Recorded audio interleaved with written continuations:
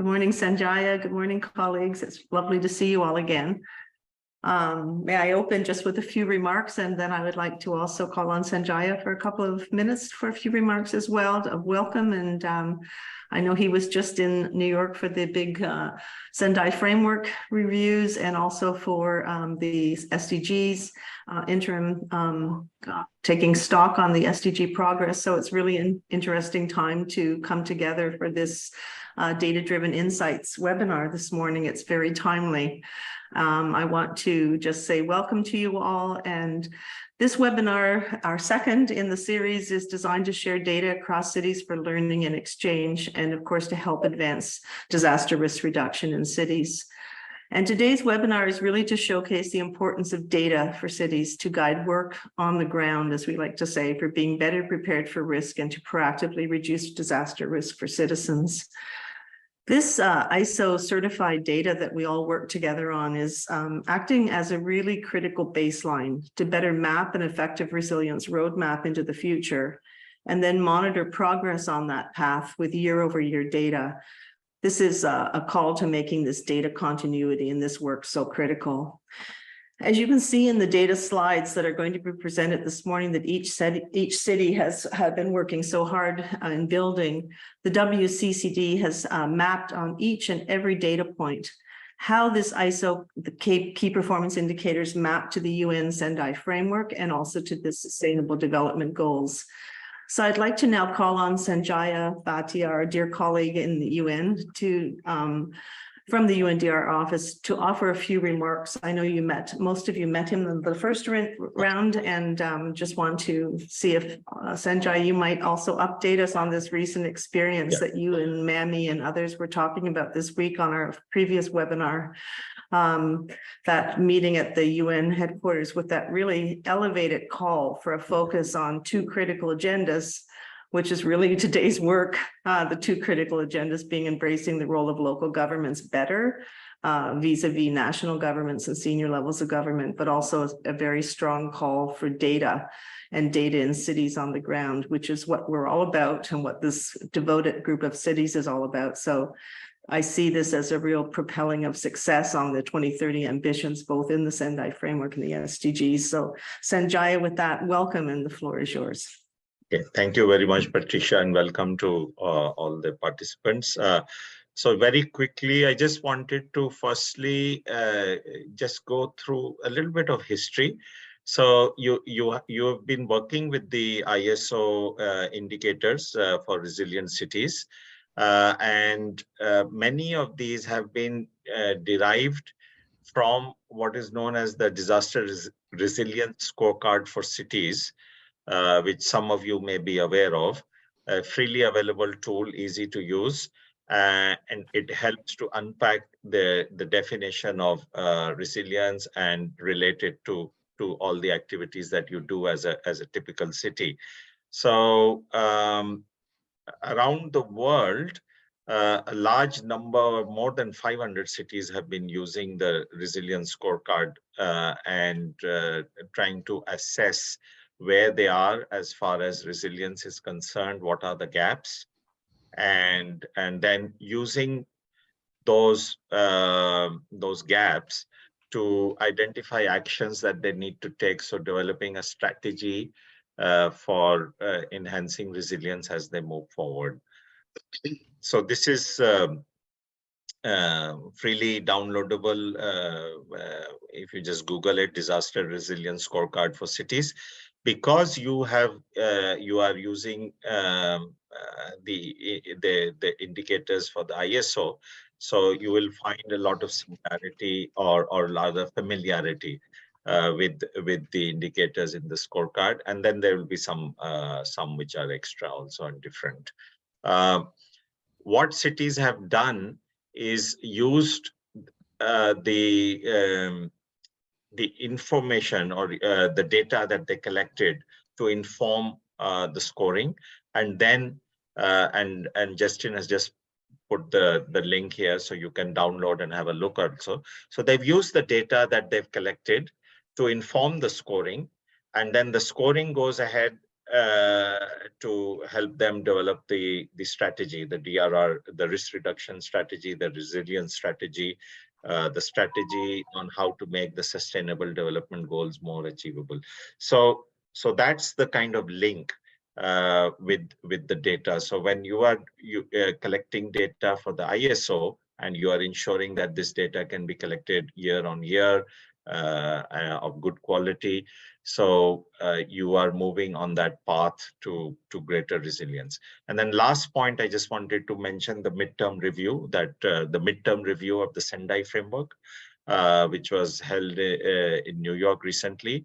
All the member states were present there, all the countries, and there was a big consensus around the fact that not enough is being done, firstly, to achieve greater risk reduction. Secondly, that one of the key gaps is local. And in local, one of the key gaps is capacity. And capacity is what we can address through the data. And the local resilience is what we can achieve through the ISO. So this is fitting very well with the key concerns of countries around the world. So I think it's very timely, and I look forward to hearing your cases. Over. Thanks very much, Sanjaya. It's really important timing for all of us to hear that. So thank you so much for those remarks. And I'm going to pass it now to Justine to start to work with the cities to bring them forward to present their data. Thank you so much. Thank you, Patricia. Before I turn it over to the cities, just a couple of notes. We have some new faces today that weren't at our first webinar. So just for those folks, welcome. We did introductions during the first webinar, so I think most of us know each other. But if you're speaking today, if you could kindly introduce yourself when we call on your city. And just a reminder that each presentation, if you could kindly keep it to 7 to 10 minutes, that would be appreciated, just to give everybody the opportunity to present. And I'll give you a reminder when you have 1 or 2 minutes left. I'm just going to start sharing my screen here.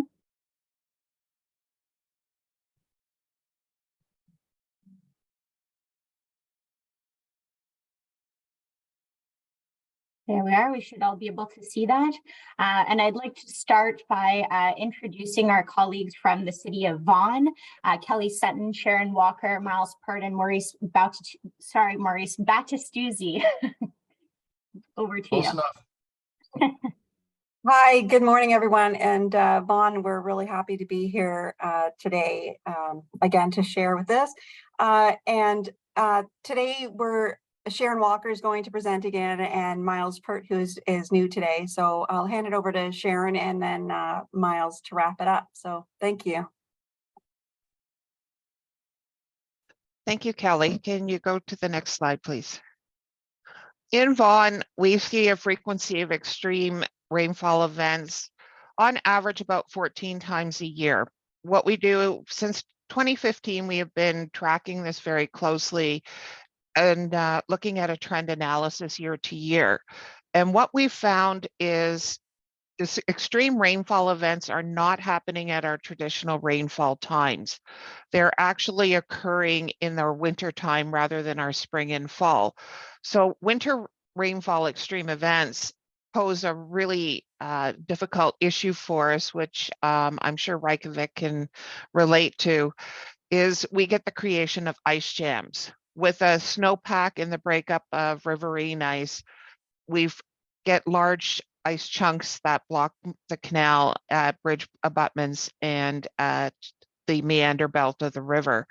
So these are bridged to give you context of what an ice jam ice block looks like.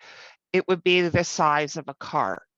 And imagine that a river that is full of that for 500 meters does create a flooding risk to the city.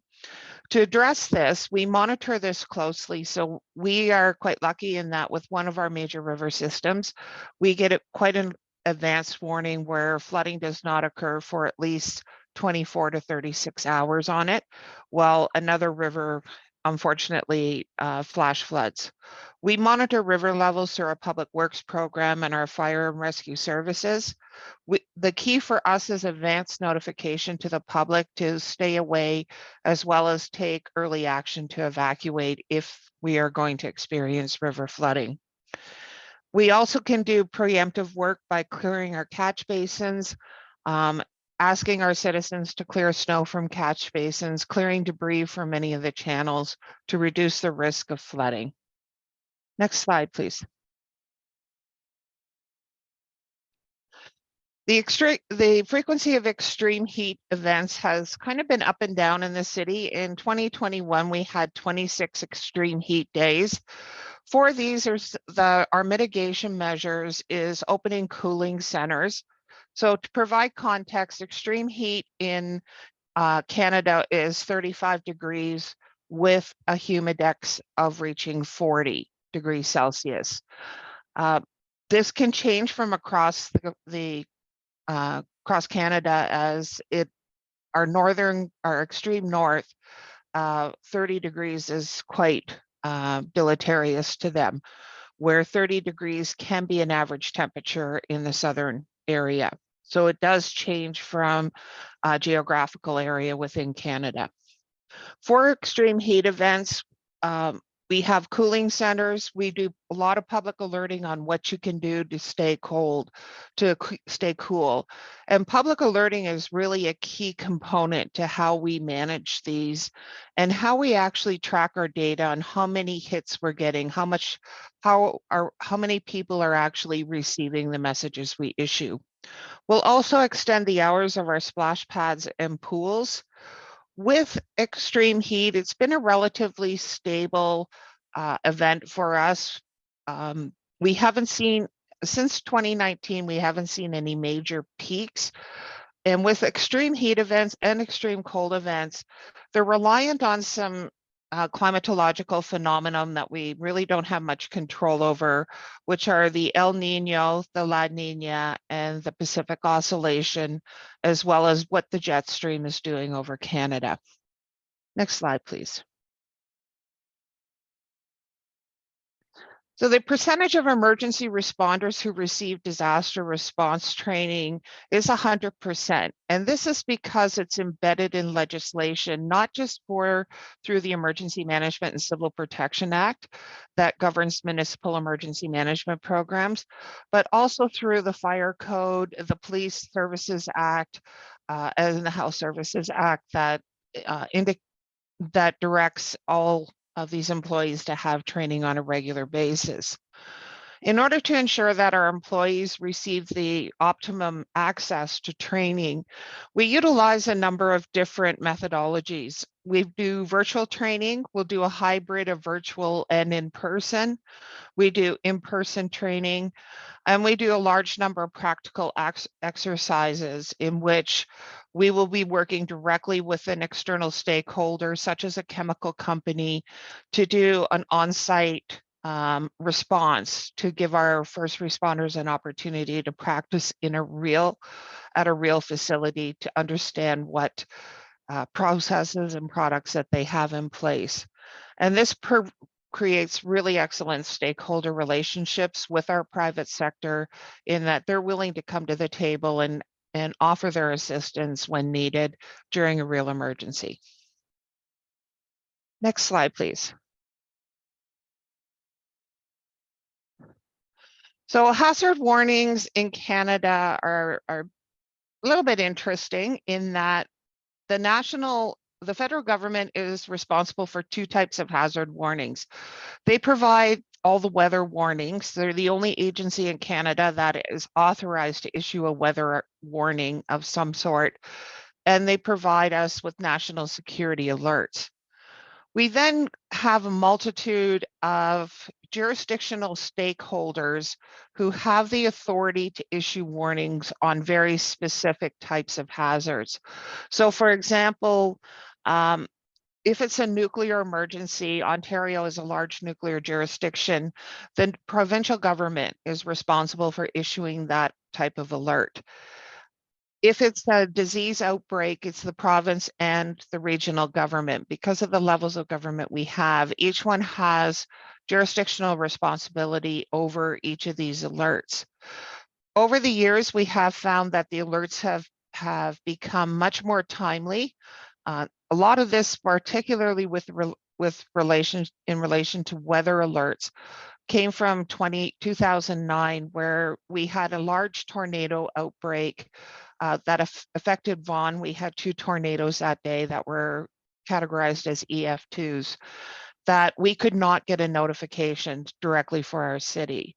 And as a result of that, the Environment and Climate Change Canada changed their notification protocol, in which every emergency manager in Canada receives direct notification of any weather event. We also track all the days. We track the number of days in which we receive weather alerts and the type of alerts that are received on those days. Because in the summer months, I can receive a weather alert from Environment Canada every 10 minutes. And in the winter, about every 3 hours. So we track number of days rather than every single alert that comes out. Municipally, we also have departments who are responsible for issuing alerts related to emergencies. So in the event of a water main break, our Public Works Division will notify us that this is occurring, because it does have implications to other departments. Fire will notify of major events that they're dealing with, and road closures. We can also have the ability through our Public Works Division, when we have a severe winter storm, is activate a significant weather event, which again is all of these alerts are republicized to our public to ensure that they understand the seriousness of the event. And next slide, please. And I will now turn it over to Miles. Hi, good morning, everybody. First time joining today. I'll introduce myself. My name is Miles Peart. I'm the manager of urban forestry with the city of Vaughan, and happy to talk a little bit about our tree canopy here today. So as we can see on the slide, we've got a 22% canopy cover in the city, and we find this to be in terms of the data, somewhat of a proxy for some other measurements that we use to contribute to our resiliency. And I'll just name some of those benefits that we are getting from that 22% canopy. In terms of resilience, we find that a successful urban tree canopy has well-documented benefits to the physical and mental health of those who live and work amongst our trees. These benefits contribute to the resilience of our residents in the face of all aspects of our hazard profile. The maintenance of our trees improves the resilience to some of the increasing high wind storm events that we've been having. The Vaughan Urban Canopy also provides stormwater interception, relief from the urban heat island effect, and carbon sequestration and storage, just to sort of name a few of the ecological services that we're benefiting from our tree canopy. Just drilling into some of those benefits a little bit more, we were able to measure using the iTree canopy measurement system with a combination of satellite imagery, orthophotography, and LiDAR technology. We're able to determine that on an annual basis, our total tree canopy throughout the city is able to sequester 14,000 tons of carbon on an annual basis. We're storing about 542,000 tons of carbon with our tree populations out there. We've measured that we're avoiding or intercepting stormwater runoff to the amount of about 1.2 billion liters on an annual basis, and a number of different air quality measurements that we are able to measure as well, contributing to our sort of climate adaptation within the city here, all totaling in and around $6.5 million of ecological services on an annual basis. And We do this by prioritizing our tree canopy to align with best practices on our maintenance cycles to maintain a healthy and safe urban forest. We like to expand our urban forest and the associated benefits and protect trees and woodlands for future generations. And our final goal is to increase community stewardship around our trees as well. So thanks for the opportunity to speak about our trees today. Great, thank you, Miles, and thank you for that image to live and work amongst the trees. I think that's a nice way to start the day for us. And with that, I'll turn it over to our colleague in Iceland, Peter Einarsson. Thank you, Justine. Nice to be here with you all again. For those of you who weren't here last time, my name is Peter, and I am overseeing the data gathering process for all 3 ISO standards for the city of Reykjavik. So yeah, you can go to the next slide. So the first indicator we would like to talk about is annual expenditure on social and community services as a percentage of total expenditures. We wanted to include this indicator to show how much of Reykjavik's expenditure is on social and community services, a total of 72% in the year 2020. Like I mentioned in the previous webinar, Reykjavik has been facing challenges regarding rapid population growth in the last decade or so. Expenditure to social and community services is rising, which instead is leaving less for other services and expenditures. We are also in a political environment where certain services that the city has to provide is not fully funded from the government. And the newest data we have, which is for the year 2021, this has jumped up to about 78%. It's not verified yet, but that's the data I've gotten from our finance department. So it seems to be rising. So on the resilience angle, the escalating allocation of expenditure towards social and community services could lead to the city's struggle to maintain resilience amidst the burden of these services that are not quite fully funded. So this might pose some challenges in the future. So we wanted to include this to maybe look at it from another angle than just the natural hazards, more like financial hazards and resilience regarding that. So yeah, you can go to the next slide. So it's a percentage of population with basic health insurance, which comes out to around 99.8%. So basically every citizen in Iceland has health insurance through the National Insurance of Iceland. So it doesn't really have much to do with the city itself providing health insurance, but it shows that this is the case in Iceland, that almost everyone who lives in the country has health insurance. I believe the only cases of not having any insurance would be if you just newly moved to the country and still haven't gotten, our equivalent to a social security number. So a high percentage of health insurance coverage in the city is crucial for its resilience during disasters. It ensures access to essential healthcare services, reduces financial barriers, and promotes timely medical attention. And this could, for example, mean that in the case of some disaster, people are less likely to need financial aid from the city itself. Just one point, this does not mean though that all the healthcare is free in Iceland. Sadly, that is not the case, but it's heavily subsidized by the government. So you can go to the next slide. So yeah, percentages of neighborhoods with regular and open neighborhood association meetings. So the city is divided into 10 districts or neighborhoods, and each of them hold a regular neighborhood association meeting. These meetings serve as a platform for residents to actively participate in decision-making processes. At these associations, there are 3 elected city officials, a randomly selected representative of the citizens, a representative from residents associations, and a representative from parents associations. They come together at these meetings. The primary objective of these meetings are to strengthen connections between residents and the city administration, streamline communication channels, and enhance information sharing. This improved communication could foster preparedness and facilitate efficient response during times of disaster. Furthermore, the meetings promote cooperation within districts and bolster social resources, contributing to community resilience. These meetings also play a crucial role in introducing residents to urban planning, development, and municipal services. They actively engage with residents seeking their input and feedback on relevant matters.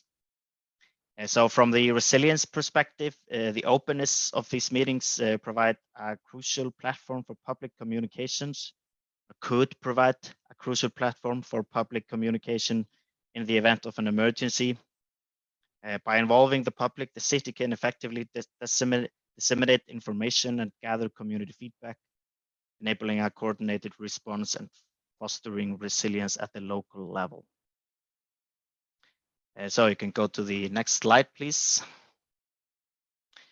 So percentages of local hazard warnings issued by national agencies annually that are received in timely fashion by the city. As you can see there, the number is 95%.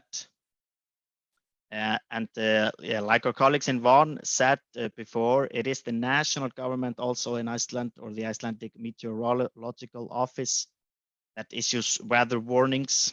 They employ a color-coded system to issue these weather warnings, ranging from yellow, orange to red, based on severity. At the moment, these warnings are communicated on the official website of the Meteorological Office. They're also covered by the national broadcaster in Iceland, which is required to do it. Yeah, and with the unpredictable nature of Icelandic weather, the timely issuance of these warnings is crucial. Yeah, and in 2020, like I said, it was 95% of the warnings were issued on time. They were all issued, but I think it was just one of them that was not issued on time. These proactive measures enhance preparedness, minimize risks, and contribute to overall resilience in the face of uncertain weather conditions. In the cases where the weather should be that bad that schools have to close, the Educational Department of Reykjavik issues a notice to parents regarding that via text messages and email.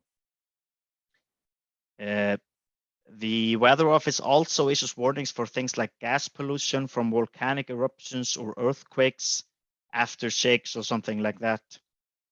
These warnings are not as organized as the weather ones. They don't have any color coding or anything like that.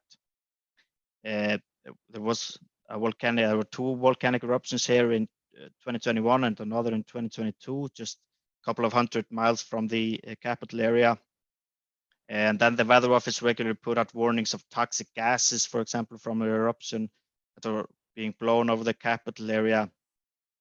But they were more like just instructions for people to keep their windows closed or stay inside if they are vulnerable to pollution, or something like that. Yeah, and in the case of big storms or other extreme incidents, the Emergency Management Plan of Reykjavik worked with both the Met Office and the National Department of Civil Protection and Emergency Management to facilitate an appropriate response. So next slide, please. So the last indicator we're going to be talking about is percentages of the city population living within 1 kilometer of a grocery store. And as you can see there, it's around 90%. According to our city municipal plan, every resident of Reykjavik should ideally live within a 400-meter or 10-minute walking distance from a grocery store. But that's of course not the case that everybody does, but that's the goal of the plan. There is a growing emphasis on pedestrian accessibility or pedestrian friendliness in relation to most aspects of urban planning. Reykjavik's aim is to ensure that the majority of individuals are within a 400-meter walking distance from a well-stocked grocery store and have pedestrian access to open green spaces and have convenient access to bus stops. The pedestrian friendliness of the neighborhood and the number of people who can make use of the most sustainable and efficient mode of transportation on a daily basis are likely the best indicators of the quality of the urban planning. An environment that is inviting to pedestrians likely to promote overall physical activity, social interactions, and outdoor engagement, thereby enhancing the public health of city residents. And then on to the more of the resilience angle. In the times of a crisis or disruptions to transportation systems, such as natural disasters or emergencies, a resilient city with a strong emphasis on pedestrian accessibility becomes better equipped to handle potential food supply challenges. When individuals are within a short walking distance from grocery stores, they have the advantage of being less dependent on vehicular transportation, which may be compromised during such situations. This accessibility enables them to quickly and efficiently access fresh food and essential supplies, ensuring the city's food security even in challenging times. So I think I'm on time, or what? How's my time looking? Very good. 15 seconds remaining. Okay, then I'm just going to say thank you for listening and looking forward to the rest of the presentations. Thank you very much, Peter. Thank you. And I would like to welcome now, sorry, just spotlighting. I'd like to welcome now our colleagues from the city of Ajman in the UAE. We have Iman Mustafa joined by Marwa Al-Najjar. Hello, everyone. It's nice to be here with you all. This is Iman Mustafa, a statistician and data analyst at Ajman Statistics Center. Today, inshallah, we will share with you the Emirate of Ajman experience and strategies for some resilience indicator based on ISO 37123. And we start, inshallah, with employment concentration. So we can go to the next slide. Okay, the percentage of employment concentration in 3 sectors reach about 47 in Ajman, this indicator is served 3 of SDGs as shown in the slide. The employment in Ajman is concentrated on manufacturing, constructions, and wholesale and retail trade. These sectors are the generator of the economy and reflect the status and development of the economy in the Emirates. Ajman openness to other Emirate economics and global economics has brought stability and growth and helped reduce the effect of crisis through preventive and precautionary measures. That aims to, we can go to the next slide to show you the goals of support economic growth and promote investment, develop business environment, enhance the efficiency of human capital, which is affect the GDP of the Emirates and increase it. There are the future plans of the Emirates goes around to hub, which is support the GDP by creating flourish local business environment and facilitating greater ease of doing business. So to achieve this plan, there are many initiatives that has been introduced, like Ta'ziz program. It's introduced by Department of Economic Development in Ajman. This initiative aims to encourage citizens to engage in economic activities and support their projects and enable more citizens in the Emirates of Ajman and all around the country to participate in building the business sector in Ajman. We can go to the next.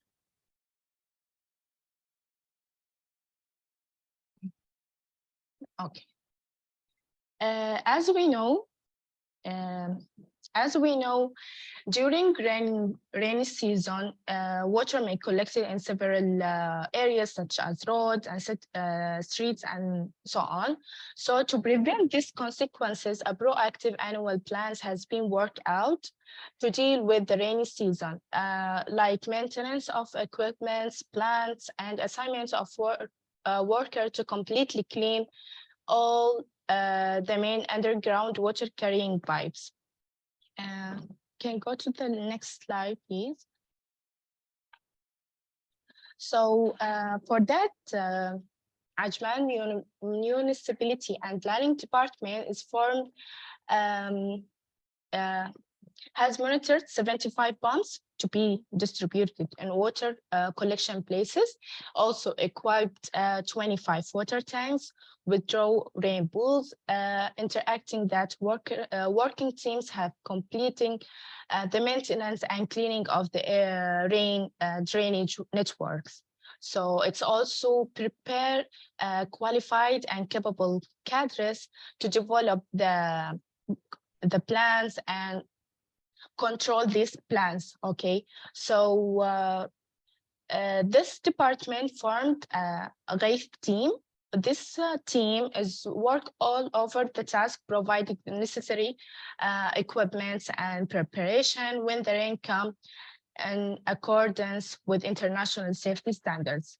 And in 2020, the Emirates of Ajman established 6 new rainwater drainage network. It costs about $54 million in order to enhance the infrastructure projects. Next slide. Yes.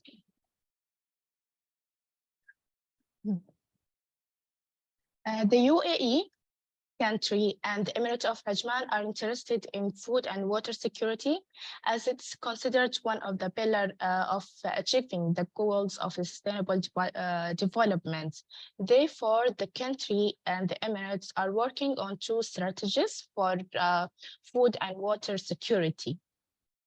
So we can go to the next slide and show you the strategy that works here. This strategy is a federal strategy for all over the country, but it's applied for all the Emirates. Okay, so the initiative of food security, for example, they having a strategic stock for up to 6 months in shopping centers in Ajman during the corona crisis, and providing a strategic stock of various food commodities.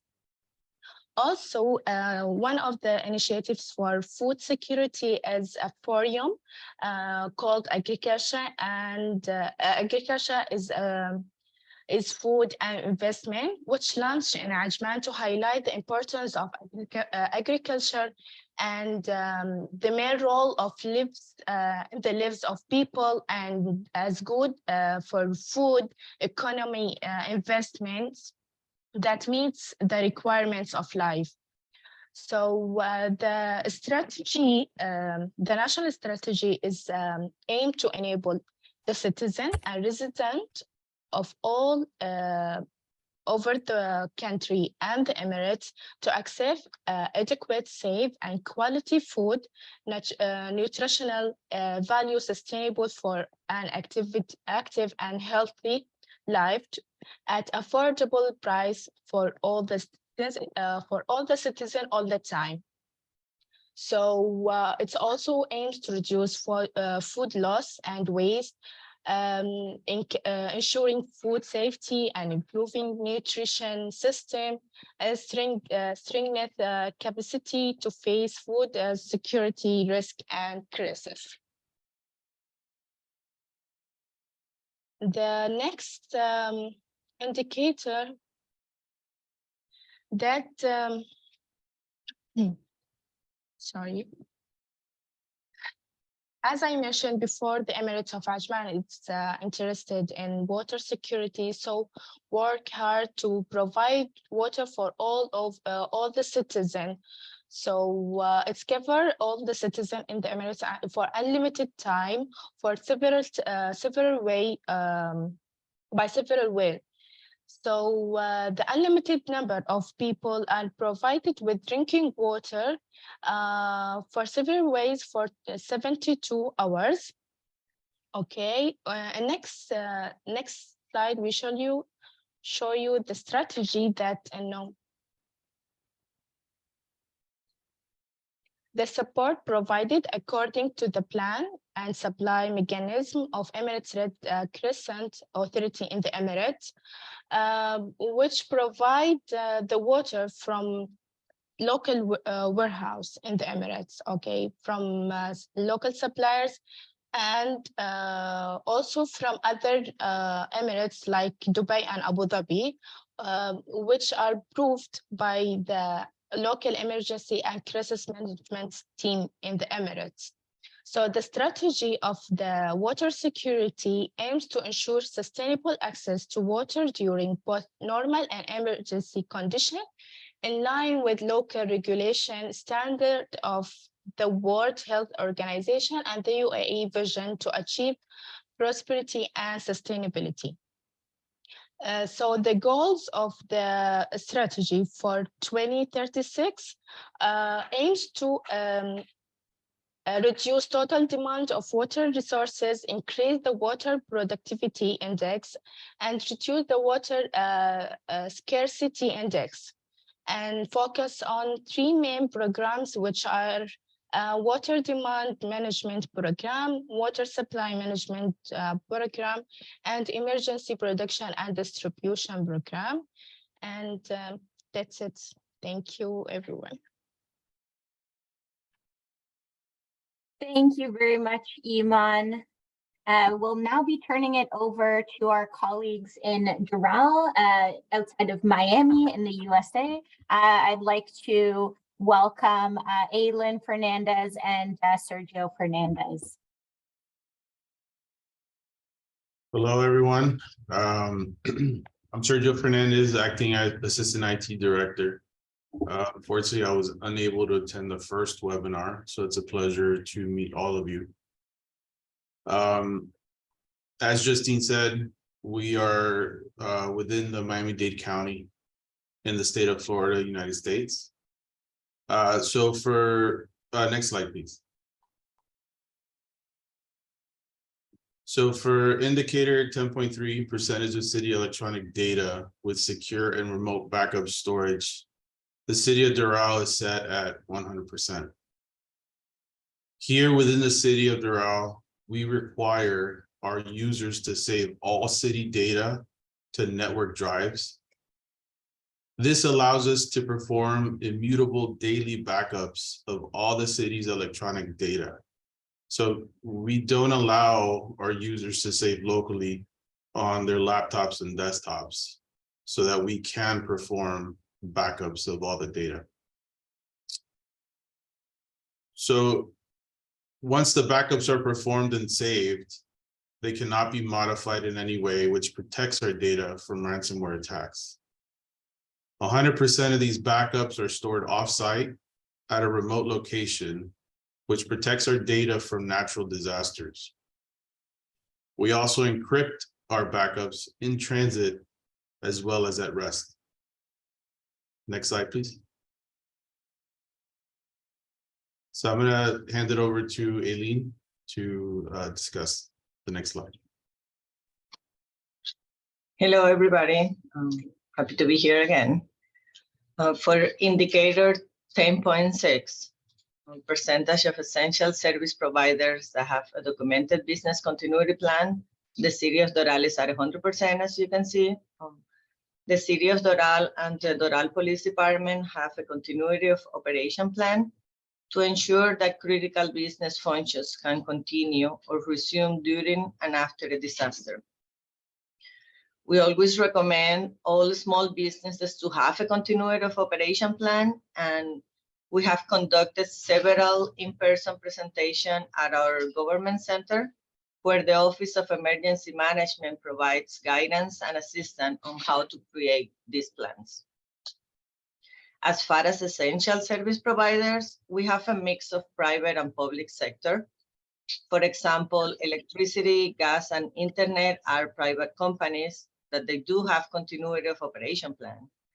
And other services as water, wastewater, and sanitation are all provided by the Miami-Dade County Water and Sewer Department. All departments within the county have business continuity plans. In general, all major companies in the United States have continuity of operation plan. Next slide.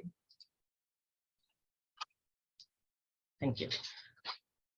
For indicator 15.2, percentage of emergency responders who have received disaster response training. At the time of reporting in 2020, the total percentage of sworn personnel with disaster response training was 93%. Since the city of Doral doesn't have a fire department, our emergency responders are our sworn police officers. The Doral Police Department Comprehensive Emergency Management Plan outlines that emergency responders training fall into the preparedness phase of the city emergency plan. The majority of this training is conducted through exercises, as we consider that this will allow the emergency responders to become familiar with the procedures, the facilities, and the system that they will actually use in an emergency situation. These exercises are simulated emergency conditions that involve planning, preparation, and execution. The preparedness phase includes emergency disaster planning, the trainings, the exercises, and public education. Our Divisional Emergency Operations Center is the one that provides a physical location from which centralized emergency management can be performed during a major emergency or a disaster. In addition to the first responder, all City of Doral staff that is assigned to the Emergency Operations Center or work at the field level during emergencies receive appropriate training as recommended by the Department of Homeland Security of the United States and by the Miami-Dade County Municipal Branch. Thank you. That's all for us. Thank you, Aylin and Sergio.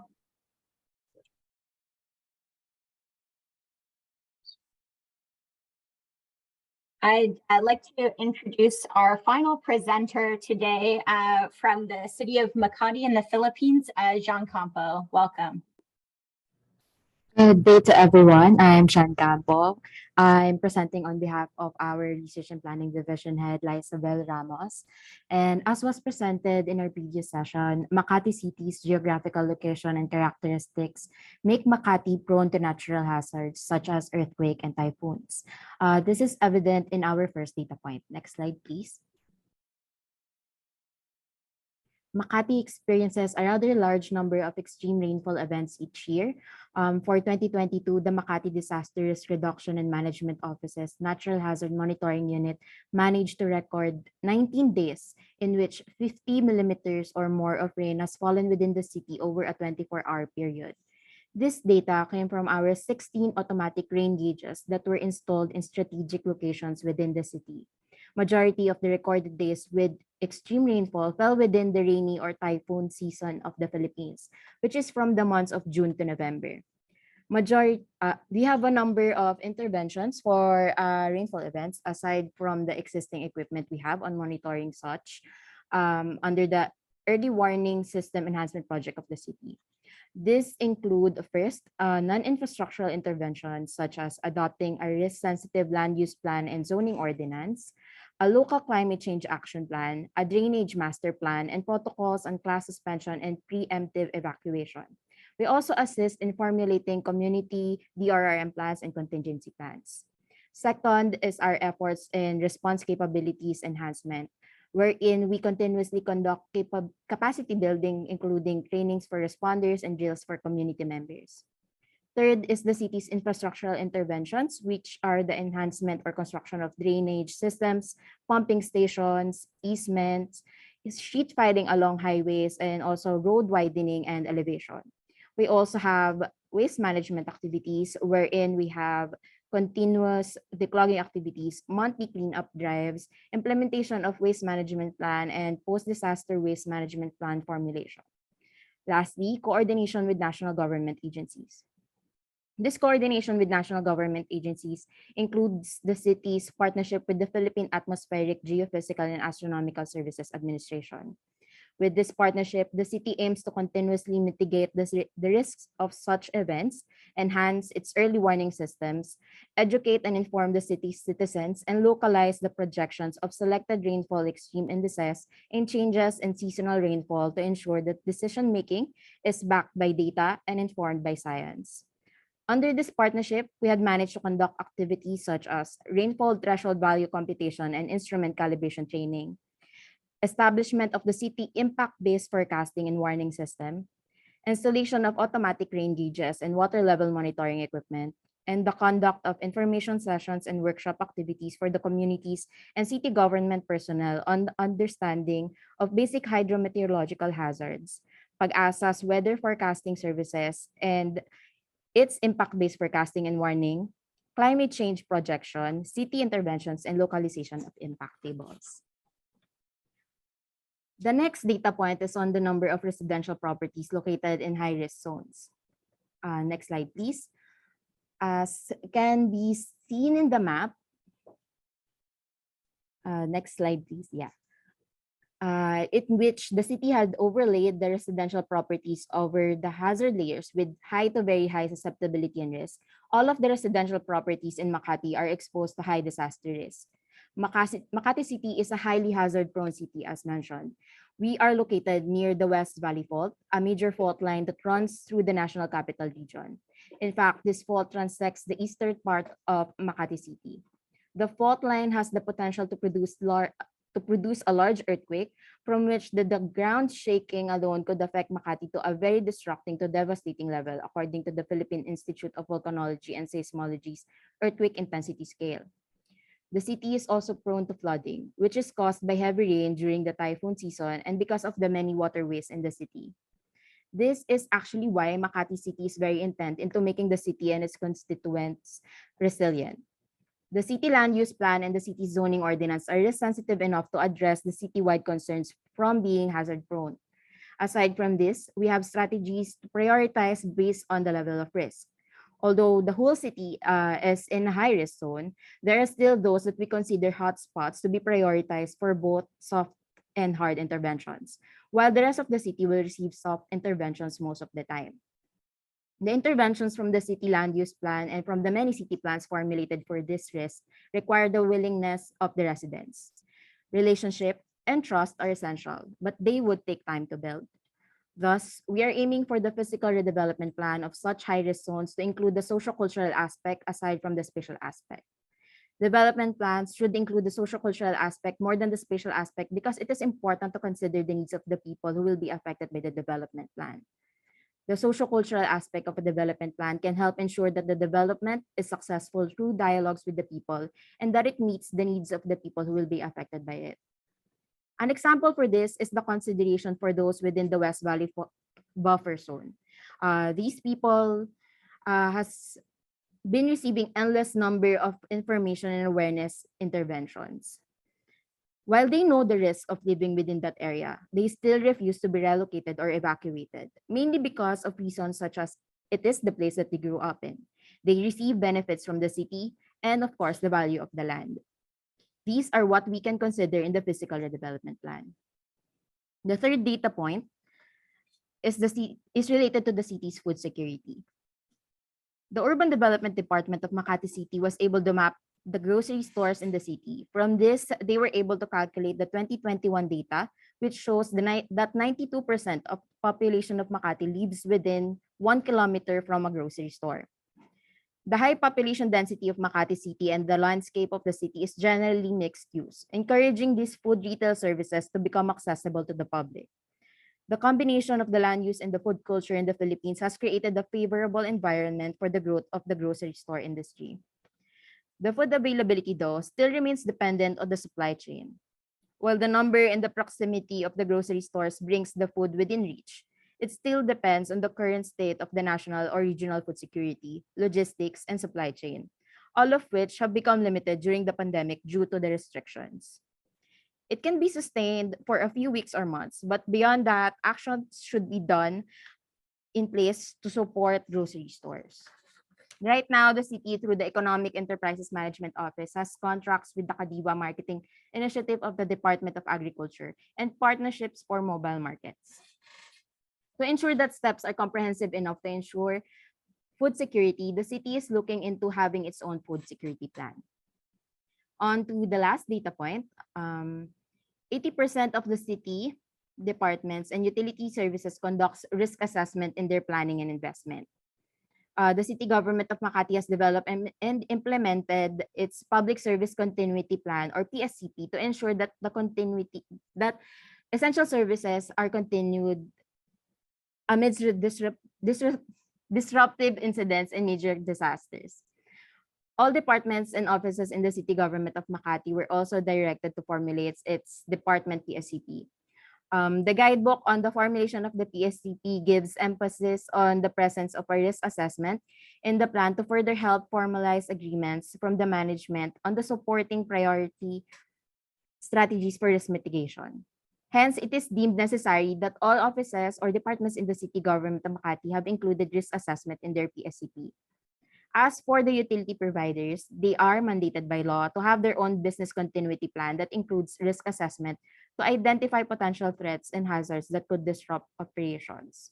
As for the next steps, we had been trained for ISO 22301, or the ISO on Business Continuity Management System, and we are exploring on how we can proceed on getting certified.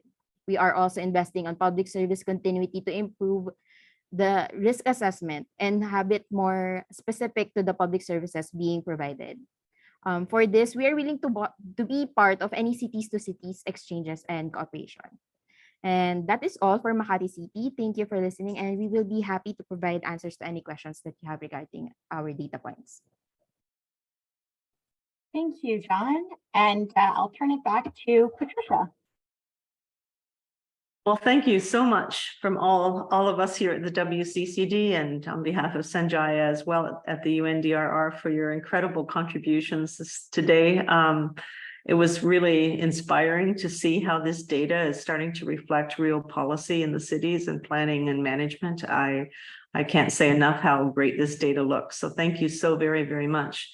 I look forward to our next webinar because that's where we'll have more of an ability to have discussion and exchange across the cities. We've been listening to each other now for the last two, and this next one coming up, I believe it's June 22nd, if I'm not mistaken, Justine.